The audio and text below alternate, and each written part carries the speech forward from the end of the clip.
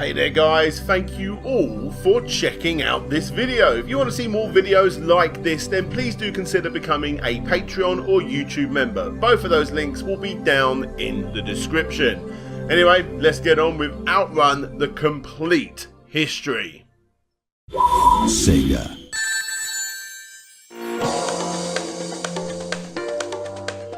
Here we are once again, ladies and gentlemen, knocking down one of the biggest tent poles that holds up my favourite gaming company, SEGA. We are really running low now, aren't we? We've done Streets of Rage, Toe Jam and L, Shinobi, Golden Axe, Altered Beast, Rez, Strider, House of the Dead, Space Harrier, Shenmue, Fantasy Zone, Echo the Dolphin, Seaman, Jet Set Radio, Green Dog, Alien Soldier, Crazy Taxi, Base Channel 5, Sega Swirl, Rise Star, Knights, Gunstar Heroes, Columns, Monkey Ball, Choo Choo Rocket, Comic Zone and Alex Kidd, and although I highly suggest you watch them all, there is one you really should watch before this if you're going to be getting the true complete history, and that is of course Super Hang-On, the complete history.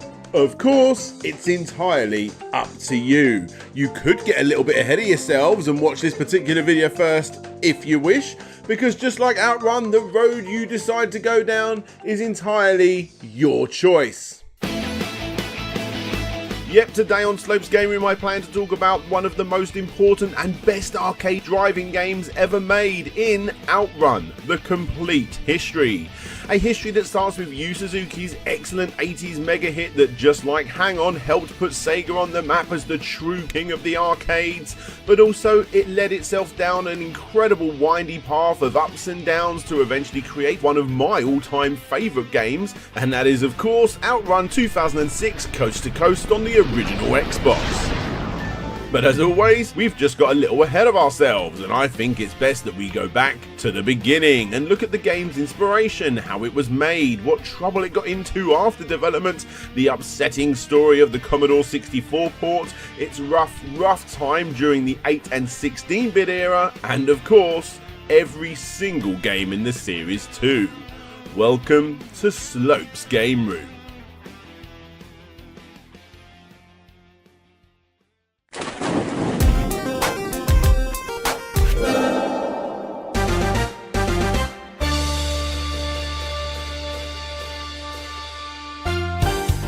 The year was 1985. The legendary video game designer Yu Suzuki had already shown off his talents at Studio 128 with the legendary Hang On motorbike racing arcade game. He had only been working at Sega 2 years by this point, but he had proven himself as a game designer worth keeping an eye on. By the end of the same year, Suzuki-san and his team had already released the incredible Space Harrier, a futuristic space adventure shoot-em-up that we have spoken about before, that obviously used the same super scalar engine as Hang On, albeit on a slightly more advanced arcade board. Both games were successful and have fully stood the test of time. However, as good as they were, they did indeed fail in one very important way. You see, even though Hang On, to a lesser extent Space Harrier, and 1986's Enduro Racer had put Sega in their rightful place as a force to be reckoned with within the arcades, they were still not number one. That crown was still being worn rather loosely by this point by the worthy competitor that is Namco, and their excellent driving games such as Pole Position 1 and 2, which was why Suzuki-san was yet again tasked with taking them on. Sega wanted to be king of the arcade driving game scene, and as you probably guessed, their next game did just that. Thankfully for Sega, this isn't just something that Yu Suzuki was tasked with doing, it was something that he wanted to do, ever since watching the Burt Reynolds movie, The Cannonball Run. The main impetus behind Outrun's creation was my love of a film called The Cannonball Run. I thought it would be good to make a game like that. The film crosses America, so I made a plan to follow the same course and collect data as I went. But I realised, once I'd arranged everything, that the scenery along the Pan America course actually doesn't change very much, so I revised my plan and decided to collect data in Europe instead. It is worth noting that even though Suzuki-san himself did in fact quote all of this, it has also been reported that due to America simply being too violent for Sega of Japan, they didn't want to send him. Couple this with Suzuki-san had just said, and there you go, you've got the full story. Anyway, off to Europe he went. He started in Frankfurt and drove the romantic road, which, yes, is a real route devised by promotion-heavy travel agents of the 1950s, which consists of 220 miles of picturesque towns, castles and beautiful scenery. He then continued through the French Riviera, past the Swiss Alps, Florence and Rome. He did all of this with a video camera permanently connected inside of his vehicle, collecting data for an entire fortnight. He ate at the local restaurants, he stayed in local hotels, he spoke to the local regulars, and by the time he came back, he had a perfectly holiday-infused opinion on what a Japanese bloke thought Europe was all about. And instead of creating a racing game, he wanted to create a driving game that would glorify that journey that he just recently took. You see, it's important to emphasize that Yu Suzuki wasn't exactly a gamer. I mean, he enjoyed them for sure, but he didn't play them all that much. For him, it was all about the design and gaming mechanics. He enjoyed the fun aspect of gaming, but he wasn't exactly that good, and would get frustrated when in driving games, one of his favourite genres, a slight bump of a car would cause yours to explode. He wanted to give you/him a fun experience, an experience that would never be frustrating and at the same time would make you the player simply feel cool. And come on, what's cooler than being in a big fat red Ferrari having a beautiful blonde by your side, all whilst listening to the most upbeat 80s synth rock that you can find? The answer is, of course, nothing. And sure, everything I just said may seem a tad cliche and cheesy, but put those doubts aside. To this day, if you can find one of these hydraulic Outrun cabinets in the wild, no matter who you are or what kind of person you are, it doesn't matter if you're good or bad, a new age gamer, a retro gamer, or a mixture of all of these things, you'll be smiling the whole time playing Outrun.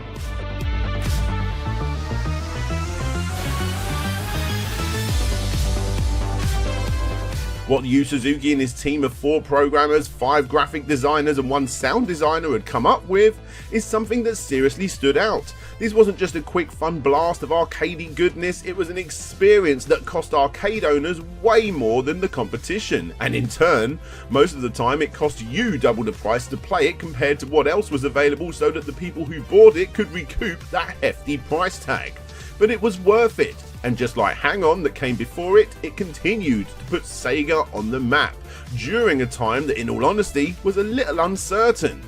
In Japan, game centres were known as seedy, dirty places that only a certain type of individual would ever visit, and in a big clean-up operation to turn that image around right in the middle of the 80s, SEGA started adding both male and female toilets to these establishments, as well as cleaning them more regularly, cleaning ashtrays, adding proper lighting and training the staff to be more friendly and inviting to essentially create an atmosphere that was more family friendly and, more importantly, couple friendly. This was about the same time that SEGA went from operating locations inside rented buildings to actually opening their own SEGA game centres, and in an interview with former SEGA director Akira Nage, he reflects back to this time, and when asked simply what was SEGA's best arcade title, he responded, "Purely looking at the numbers, it would have to be Virtua Fighter and Virtua Fighter 2. Outrun was amazing too, and had a very long run. Recently, I would have to say Derby Owners Club. I'm happy so many people have backed that one. For me personally, Hang On and Outrun are my most memorable titles. They helped lift the arcade industry out of its slump and created entirely new genres." The game took a total of 10 months to complete after Suzuki-san's awesome European research trip, and I think it's fairly obvious to anyone that's ever played it that Outrun simply does deserve all of its hype.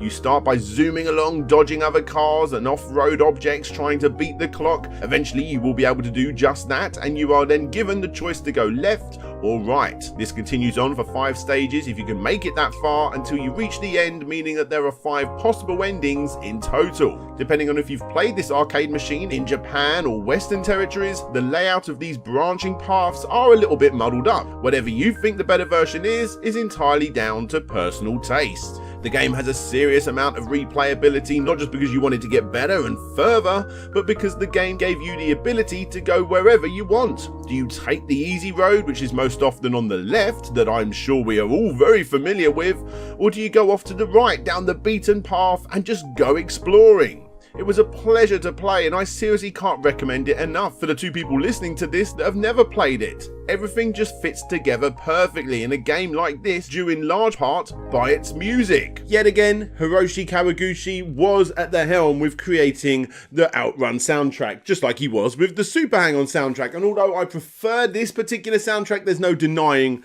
that this is an exceptional piece of chiptune work.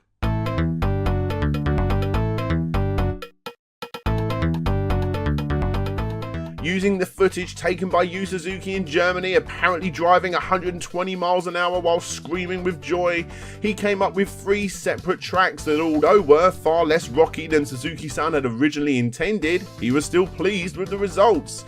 In fact, Suzuki-san was so impressed with the tracks that he decided to actually implement them at the beginning of the game for the player to choose, further helping push the game towards that choose-your-own-adventure driving style that its creators were offering.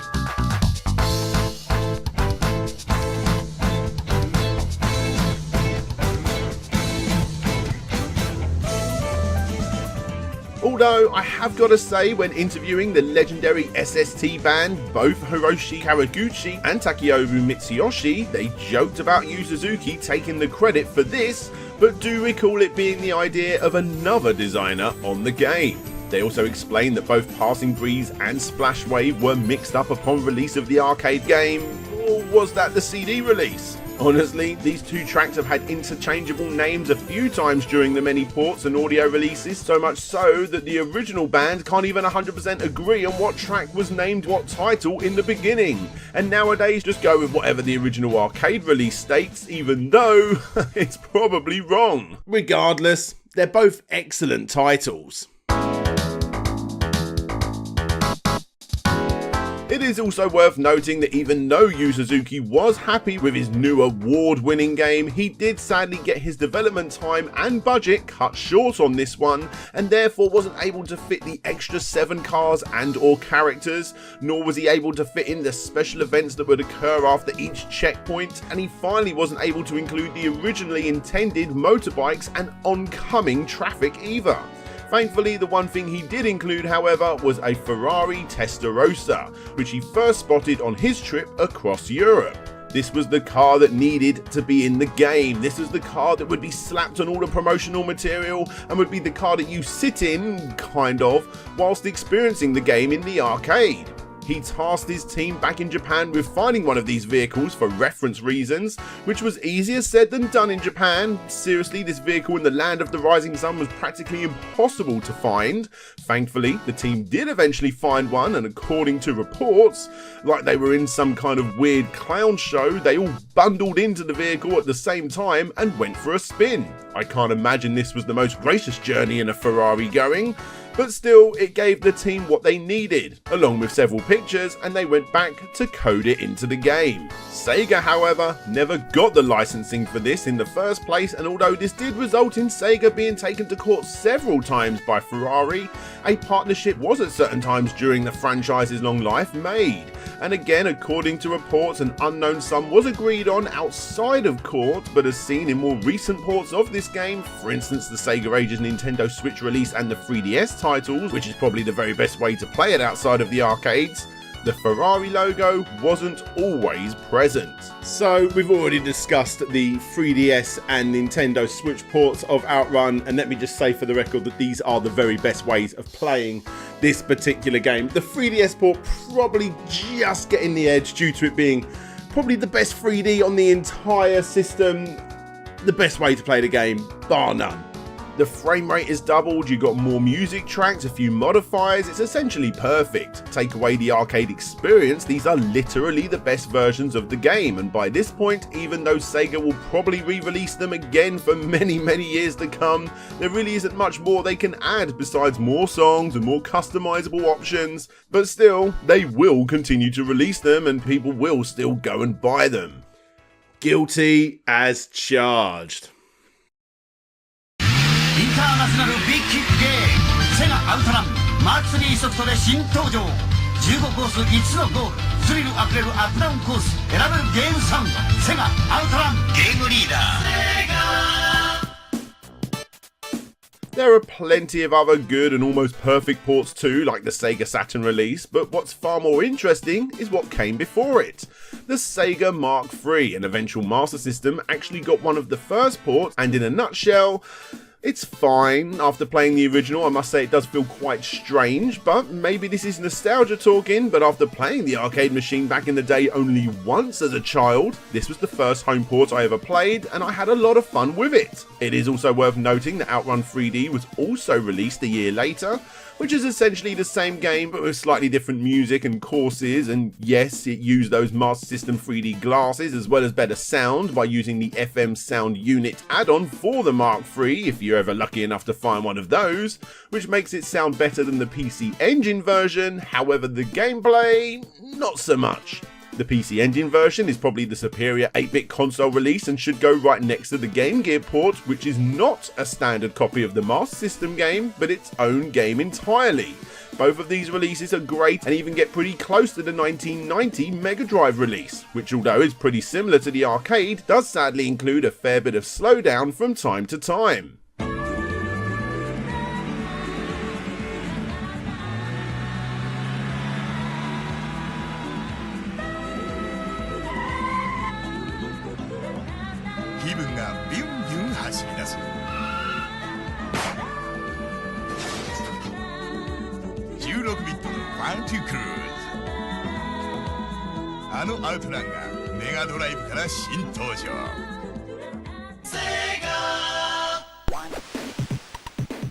Besides the cancelled versions, which didn't come out on things like the Sharp X68000 and Sega's 32X, the majority of ports can actually be found on the home computers of the late 80s.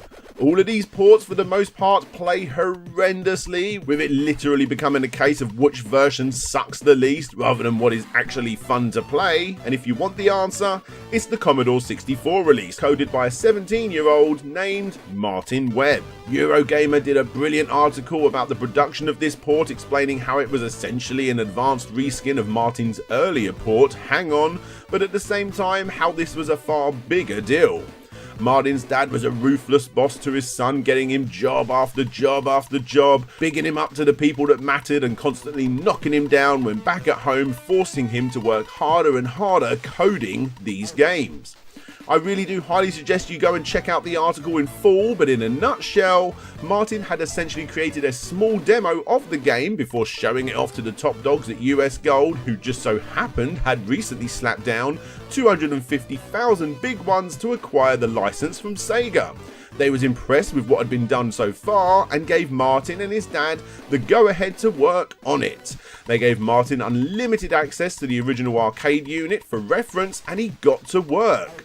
The timeline was short, and even at 17, Martin was determined to get it finished. At the final hurdle, just before it went into production, a bug appeared in the game that almost completely derailed the entire process. And in that particular Eurogamer article, it explains that the torment he went through when working on that port. I was tired from no sleep for days. It would have been easy to get distraught and give up. But at those moments, you realize that failing is far worse than struggling. Pushing forward, as hard as it seems, is easier than losing everything you have sacrificed. Even at 17, I felt that. Sure, for a 17-year-old, Martin was paid handsomely for his efforts, but due to the pressure of Outrun, among other titles of course, he did eventually fall out with his dad and put the entire coding business behind him. I'm living in Brazil now with my mom, who sat through all the drama and fights of the game years. She knew it was not the best situation for me. 30 years later, it has left its scars. I was young and Dad drove me a little too hard. I don't regret it, and in a way, I have respect for my dad relying on someone so young to do so much. That must have been hard. I only wish that I could have carried on making games and maybe gone on to do bigger things in the industry. For me, the 80s were all about music, hot hatchbacks, and video games. The gaming industry was in its infancy. Just kids, young men, making stuff in their bedrooms. What an amazing time to have lived. And although it may be sad to hear that Martin has now moved on to pastures new, I think it's fair to say that it has turned him into a better and stronger man and a father that his son can definitely look up to. Hello. Hey, how's it going? Very well, thank you. Do you want to tell us what your name is, please? Yeah, Tom London. And Tom, how old are you? I'm 25. And what are you going to be doing today? I'm a magician. And what's been or who's been your main inspiration, Tom? It's been my dad. My whole life I've just grown up wanting to be like him. If it wasn't for him, I wouldn't be able to do what I'm about to try and do. Moving on from the incredible and classic 30,000 unit shifting arcade cabinets and its endless amounts of ports, including 2 LCD games, and the Sega Ages 2500 PlayStation 2 port, which I will speak about a little bit more later on, I think it's time that we look at the first true follow-up to the game. You see, a fair few years had gone past by this point. The classic game was still popular in arcades, but during this massive boom, it did start to see a bit of a drop-off in people wanting to play it. An upgrade was needed, and the upgrade was Turbo Outrun. Outrun itself was a tough game to compete with, and the only way to do such a thing is to make it far more radical than before. You know, have an actual opponent this time, maybe a turbo button, and obviously a whole lot more getting in your way. The original was and still is popular due to its perfect blend of relaxing and exciting gameplay. This, however, feels more like Burnout and Outrun had a baby. It feels far more like a spin-off than an actual proper sequel, and honestly, I'm fine with that. So much got added as previously stated, but at the same time, so much got taken away. This is a linear driving experience now. You can no longer choose your track, and the sheer absurd amount of twists and turns and objects in your way can honestly from time to time be a tad too much. Every time you hit a checkpoint, you get the ability to upgrade one part of your car. Your girlfriend then decides if you're good enough to continue riding with, as she may get all olive oil on your ass and join the opponent instead. Put all of this together, and what you have is a game that actually is pretty damn impressive. The only problem was that it was sitting under the shadow of its former decent and honestly better game.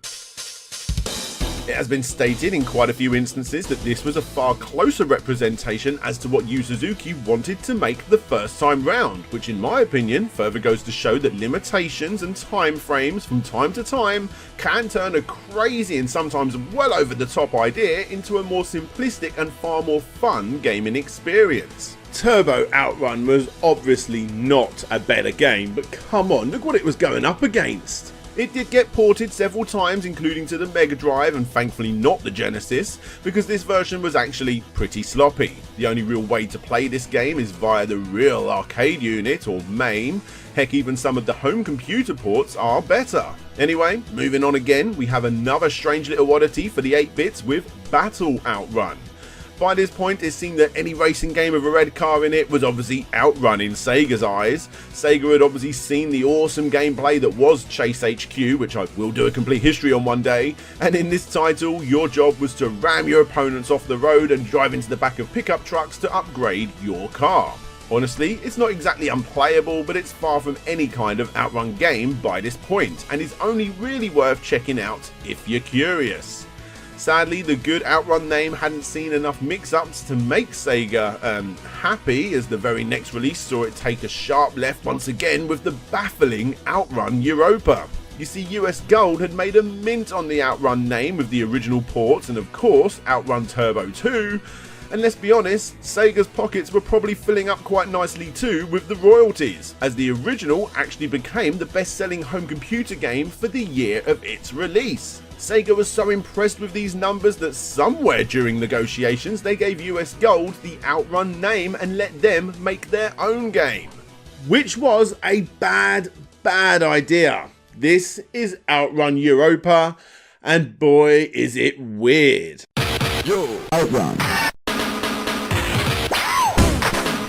Again released on a plethora of home computers and the Master System, this game sees you chasing down and shooting your enemies on a motorbike, a jet ski, in a Porsche, a boat, and then finally a Ferrari type vehicle. The game is horrific to play, it's bloody hard, and honestly most reviews that I saw on YouTube when researching this were not even sure that the Ferrari type vehicle would even be in the game. But it is. It's in the final level, a level that I'm pretty sure less than 10% of owners of the game ever got to. Yet again, this was a sad follow-up to the incredible Outrun name. Sega, in retrospect, obviously wanted to take the series to new places, and sadly, their experimentations were still not over. Here we have the final oddity that used the Outrun name during this utterly confusing time for the series, and unlike all of the previous titles that were set in the present day, that being the mid to late 80s and maybe even early 90s, this next title would be set in the future year of 2019. This is of course Outrun 2019, a game that originally didn't even start off as a true Outrun title. The original development title was actually called Cyber Road for the Mega CD before moving to the Mega Drive/Genesis, where it went under the name Junkers High, also known as Junkers Spy. Sims were the development house that were behind this one, and shortly after, Sega gave them the permission to use the Outrun name. And as it was already a futuristic title, they slapped 2019 on it because, you know, that was probably going to be a very cool year. And boom, there's your game. Now, in all fairness, as Outrun sequels go, it really isn't that bad. Sure, the style isn't great, but it is at least technically a fun Outrun styled title. It's just a hard one, as it now includes bridges with almost no barriers letting you fall off the edge. There's something appealing about this game, however, and I'm not sure if it's the cover, the pretty standard gameplay, or the fact that you actually saw what looked like 3D bridges on a Mega Drive title, which kind of feels a little futuristic even by today's standards. But I honestly don't mind this game. For the time, I would have been annoyed if I paid full price for it, but as I rented it, I can't deny I had a good amount of fun with it. It gave me a futuristic racing game experience and succeeded in doing that. The problem is, it says Outrun on the front cover, which is best ignored. If you have a lot of time to practice not falling off all of those bridges, then this is definitely worth picking up. Just, you know, switch off your brain when you see the title screen, because this is not an Outrun title. It's just an above average futuristic racer that I'm pretty sure was done in an attempt to rival Nintendo's F-Zero.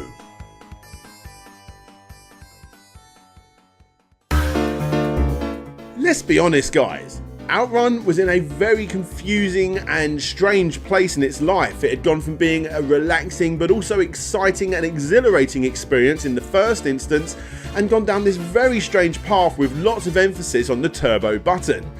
As good as some of these games may have been, they were not true Outrun experiences. Nobody wanted to take down enemies, shoot bad guys, play in 3D, well, not yet anyway, and nobody wanted to drive other vehicles, other cars, yes, but not boats and bikes and whatever. The last half a decade had been a confusing time for the series, and Sega seriously needed to go back to their roots before attempting to advance the formula again. If you ask me, the original and its first proper sequel, Outrun Turbo, were and still are the true originals that you should all go and check out. Everything else were just experiments to the formula that simply just went too far. Thankfully, however, Sega did work out the way to expand on the Outrun name. Was it better? Well, I'm pretty sure we can all agree that it wasn't, but again, look at what it was going up against. At least this sequel was a title that was worthy of the Outrun name.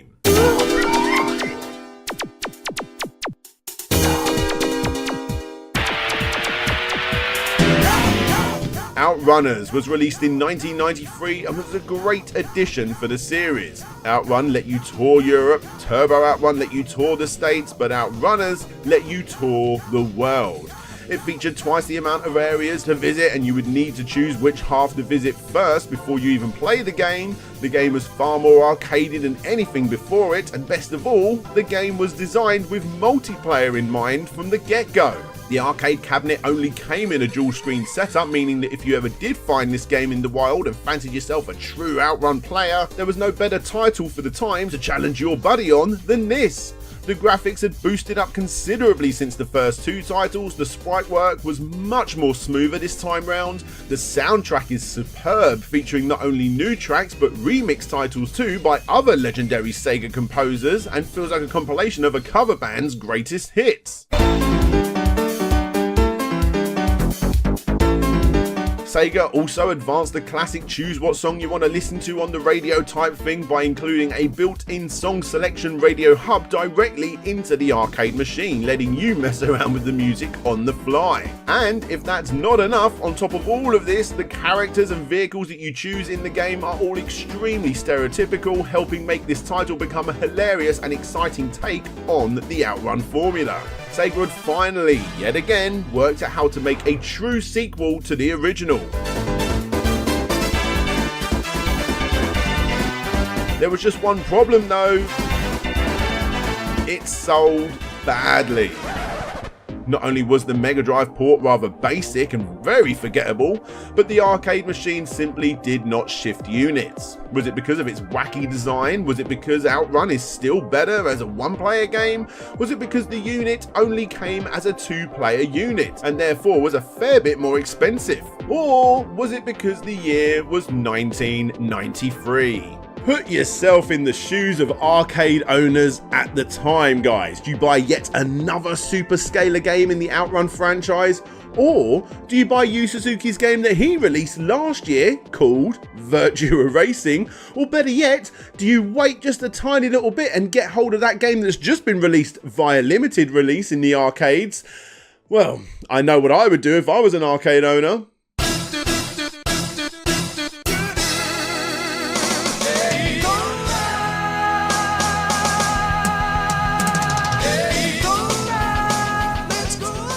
Yep, Outrunners got smashed and pretty much instantly forgotten about, not only because of the competition, which was booming for the time, but because of SEGA themselves, and to be more specific, Yu Suzuki himself with his very own Virtua Racing. Still, it's fair to say that it is a good game, and again I do suggest you go check it out if you can, especially in the arcade where this has become a seriously hard title to find. Now, before we go ahead, we still do have the SEGA Classics release for the PlayStation 2 worth talking about, better known as the 13th volume in the SEGA Ages 2500 range, which is surprisingly quite a good, refreshing title. Obviously it's pretty tarnished, or should I say varnished, with that make everything look shiny and slippery budget PlayStation 2 graphics feel. And yes, this was released before the incredible M2 jumped on board to save the SEGA Ages 2500 series, but put all of that aside, as far as ports or remakes or whatever you want to call them go, Outrun for the PlayStation 2 is actually a very good game. It has its flaws, which will sadly stop it standing out, but out of all of those early 2500 SEGA Ages releases, this one does stand out, especially considering that this 3D Outrun game came out 1 year after the far better 3D Outrun game. Here comes a statement that will probably split my audience right down the middle.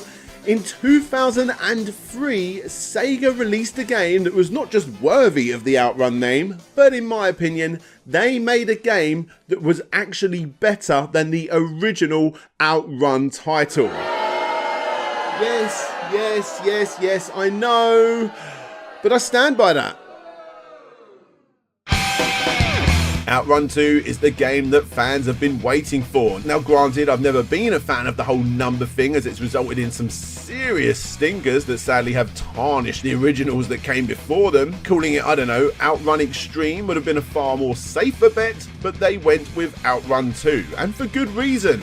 AM2 were developing it, they were using the most advanced arcade hardware on the planet, just like they did the first time round, the Xbox-based Chihiro board, and best of all, Yu Suzuki was back as the producer.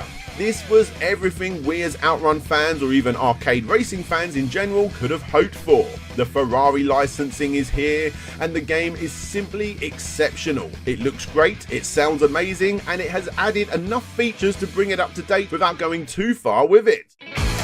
For this entry, the game has adopted a more Ridge Racer or Burnout-like drift system, which you will need to learn from the get-go. It's a lot more friendly than, say, the Need for Speed games, and it feels incredibly natural after just a few attempts. Work it out and you will spend a heavy portion of the game driving sideways. Never has an Outrun game felt more accessible from the get-go in my opinion, and even though it is now 17 years since this first Outrun 2 game was released, as of the recording of this episode, it still looks and plays perfectly, making it fully worthy of being called Outrun 2. One of the other great things about the game is that it can be played as a single player experience, but at the same time, it can now be played as a competitive multiplayer title, which doesn't take away from that cool, relaxing but still challenging style that the original was so well known for.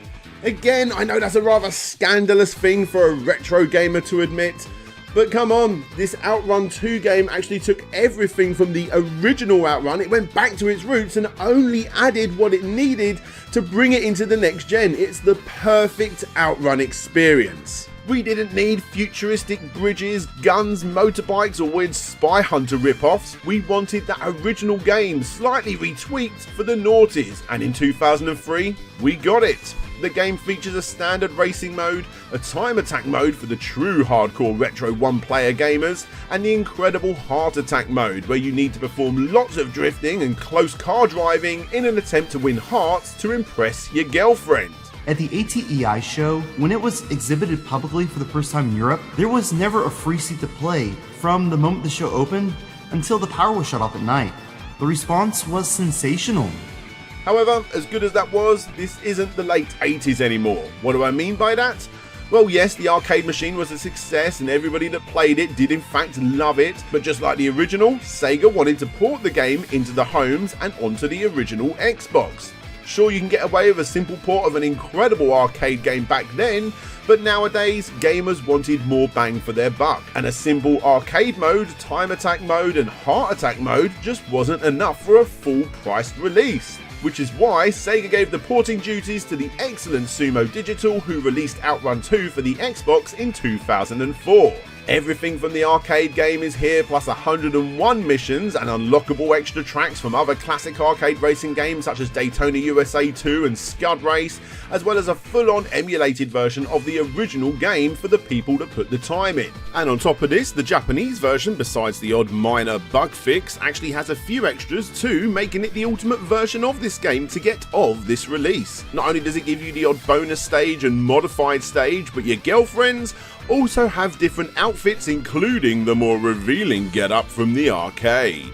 It got incredible reviews upon release, and it only took the team 6 months to complete the conversion from start to finish. After this, another upgraded arcade cabinet came along the same year as the Xbox release, titled Outrun 2 SP, which again builds on that already excellent formula by adding rival players and also including slipstreaming too, making all those pesky random vehicles dotted about the track turn into important puzzle pieces needed to catapult past if you want to beat the timer, especially on those later levels. It features 15 stages and is essentially DLC to the original arcade unit. In fact, it was an upgradable version that is still in arcades to this day, and it still rakes it in just like its original did all of those years ago. As expected, this game also got ported with plenty of extra bonuses when leaving the arcades and finding its home on Japanese PlayStation 2s as an exclusive title. It is also worth noting that people that want to get haptic feedback with their steering wheel peripherals will need this version, as all of the other versions, including the slightly better Outrun 2 Coast to Coast titles for Xbox, PlayStation 2, PSP and PC, do not have this feature. And as we move on to Coast, the PSP obviously has the lowest frame rate of 30. Both the original Xbox and PlayStation 2 versions run at a smooth 60 frames a second, with the Xbox getting the slight edge even over the PC release, before the modders got involved of course. Oh, and regarding that PC release, it actually had a slight error upon installation where the sun and lens flare effects got installed into the wrong location, meaning that you need to simply move the files yourself if you want the game to look ever so slightly better. This Outrun 2 Coast to Coast also features a few new cars and tracks to play around with, and as the title suggests, even includes the Coast to Coast mode, where you'll get challenges which require you to complete a series of races against computer controlled cars and sometimes participate in drift or slipstream competitions. It's essentially the ultimate Outrun experience that you can play at home, and as many reviewers have already stated, could possibly be the perfect Outrun sequel. An HD budget version of the game came out the next generation on systems for the Xbox Live Arcade and briefly in Europe on the PlayStation 3 network, which heavily focused on its online playability, that has sadly now gone from both the Xbox Live and PlayStation Network service due to that Ferrari license ending. And finally, We do have one last entry, which is yet another souped up Outrun 2 game called Outrun 2 SP-SDX, running on an even more powerful arcade board called the SEGA Lindbergh. That besides a few little extras such as a race view camera and a live leaderboard, it is essentially Outrun 2 the complete collection. And although I've never seen one of these stupidly impressive and downright expensive machines that feature 4 Ferraris that move left to right in front of these massive screens, modders have thankfully managed to get this game running on Windows 10 in full 4K. If you have the power to run it, then I highly suggest you do just that. Get ready.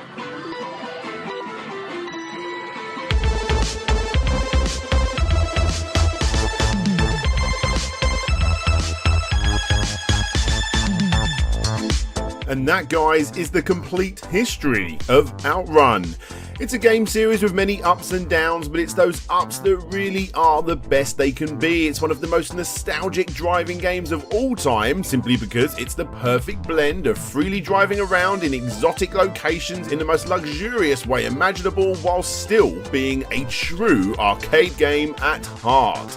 It has captured the hearts of gamers for many years and continues to do so, not only in its many cameos, but also by the slightly more hardcore people like Chris White, who has only gone and completely remade the game into the Cannonball engine, which isn't emulation, it's literally built from scratch and features several fan-made additions the same way M2 did with their versions.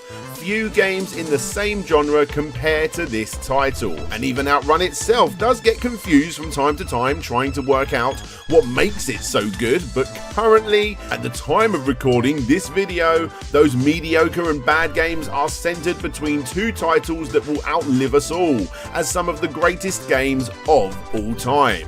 It is highly rumoured that Yu Suzuki may be back again working on something at Sega, and with so many incredible titles under his belt, I'm sure plenty of you are hoping for a sequel to this franchise. And in an interview with Eurogamer, when asked if he would ever consider working on a new game in the series, and if so, how would he do it, he replied, I would want to use the newest technology to make the world's most pleasurable driving game experience.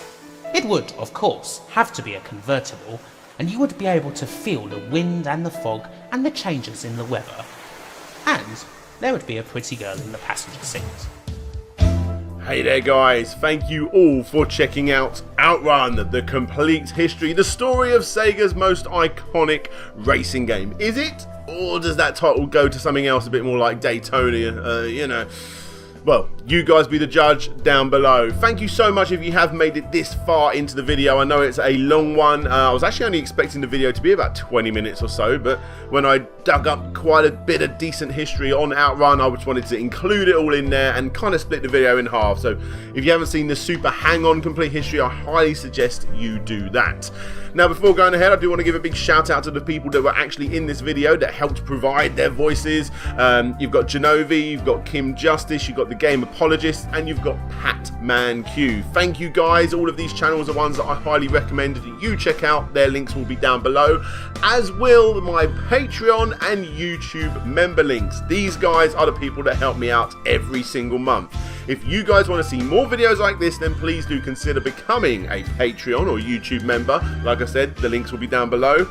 And if you do that, you can get your name shown or added in this list that you're about to see, with an extra big shout out going to Gary Pinkett, Ryan Burford, Andrew Dalton, Jonathan Hayward, Christopher Turnbull, C64 Television, Kevin King, Aaron Gorman, Ben Jackson, Pretty with Horns, Jeff Mianowski, Elf Daughtercraft, Richard Alderjick, Shadow Dial, Rovan Army, Ryan Holtz, Retro to Next Gen aka Lou, Dina Robertson Dunn, Adam Lefty Taylor, Intrigued Gaming, Tim Labonte, Asobi, Quang DX, Tim Lunn, Conrad Constantine, Pretendo64, Creamy Elephant, Blitz, Hedgie, Kinglink Reviews, Big Rico, Jeff Ladd, Mike Martin, RetroReversing.com, RL Sloan Friendly, Shadow Dragon, Game Apologist, Wobbles and Bean, The Wonder Ducks, Ye Old Hamburglar, Dan Petit, Luke Softail, Ronnie Mefford, SSWB, Solex Captor, Nick Pollard, Bram Perez, Marcus Kingamo Cuts Tyndall, Richard Carter aka Fantastic Dizzy, Todd Paulflow G, Petty New, Dina81, Trans Rights,